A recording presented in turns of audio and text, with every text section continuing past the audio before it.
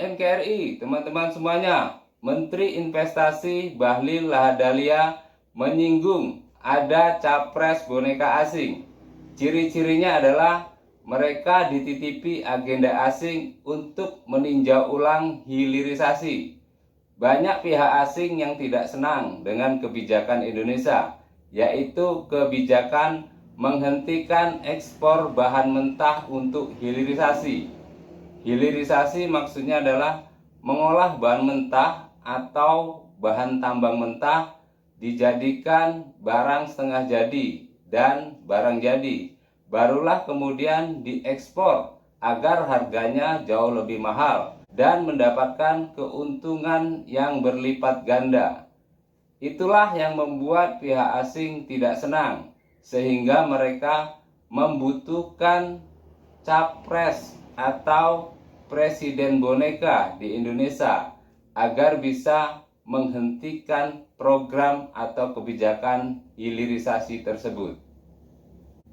Jika kita mengekspor bahan mentah, tentulah harganya sangat murah, dan itu yang dikehendaki oleh pihak asing.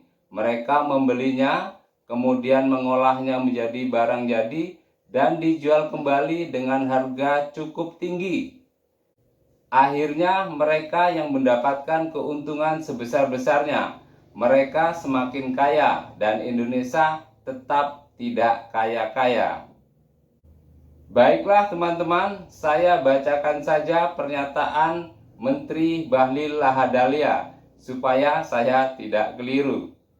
Terkait dengan hilirisasi, saya harus menyampaikan bahwa global, khususnya asing, merasa tidak nyaman dengan kebijakan Indonesia dalam menyetop beberapa komoditas. Termasuk di dalamnya adalah nikel, karena mengganggu industri mereka dalam suplai bahan baku. Dan karena itu, saya ingin menyampaikan kepada media, tolong tulis baik-baik bahwa berbagai macam godaan ataupun cara-cara lain akan dipakai untuk mencabut kebijakan menyetop ekspor bahan baku ini, termasuk menyerang kita di Indonesia. Ini menyangkut dengan nasionalisme. Saya merasakan betul ini. Saya mohon teman-teman media, nasionalisme kita harus ada. Jangan kita diadu oleh sesama anak bangsa, oleh tangan-tangan asing. Dan ini terasa pada saat masuk Pilpres. Makanya ada calon atau kandidat yang kalau menang ingin meninjau kembali hilirisasi yang sudah kita lakukan. Saya punya kekhawatiran. Jangan sampai pasca pemerintahan Pak Jokowi dan menuju ke Pak Prabowo, cara-cara pandang ini akan dipakai terus dengan intrik-intrik tertentu. Penciuman saya sudah mulai masuk. Inilah cobaan untuk kita. Inilah cobaan nasionalisme kita.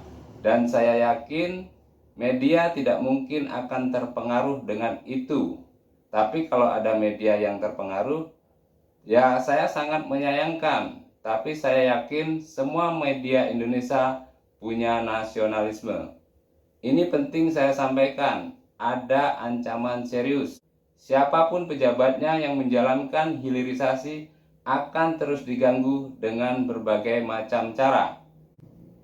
Ya, kalau gangguan itu datang ke saya tidak mungkin akan mundur untuk negara ini. Apapun kita berikan, kita nggak mau diatur-atur oleh negara lain. Teman-teman media penting tahu ini. Kita harus membangun ekosistem hilirisasi. Contohnya, sekarang kita membangun hilirisasi di sektor tembaga. Dari tembaga itu langsung ke emas. Setelah itu kita bikin hilirisasi konverfuelnya untuk pembungkus baterai. Jadi tidak hanya stop di tembaga, tapi tembaga dan emas. Kita langsung bikin hilirisasinya di Gresik. Sebelumnya untuk pembungkus baterai kita impor. Kemudian kita akan membangun lagi hilirisasi supaya lengkap. Tembaga menjadi bagian dari komponen mobil listrik. ini akan kita turunkan juga. Nikel kita tidak boleh hanya sampai dengan 50-60% saja. Kalau diekspor, kita bisa membuat siasat baru untuk tidak memberikan tax holiday. Kita ingin manfaat hilirisasinya dirasakan semuanya oleh rakyat Indonesia, minimal 80%.